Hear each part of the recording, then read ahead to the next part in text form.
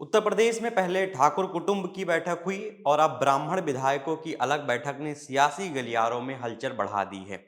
राजनीतिक जानकार इसे सीधे सीधे ठाकुर बनाम ब्राह्मण की राजनीति से जोड़कर देख रहे हैं। चर्चा सिर्फ बैठकों तक सीमित नहीं है, बल्कि बात सत्ता में हिस्सेदारियों और संगठन में पकड़ की है।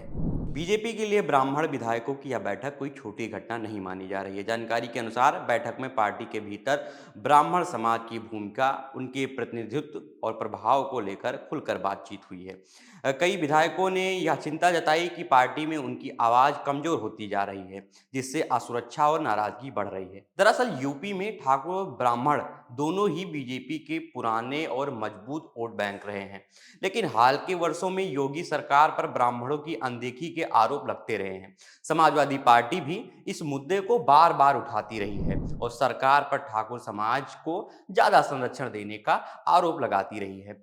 अगर आंकड़ों पर नजर डालें तो तस्वीर और साफ हो जाती है। यूपी में ब्राह्मणों की आबादी करीब 10 से 11% है, जबकि ठाकुरों की आबादी 6 से 7% के आसपास मानी जाती है।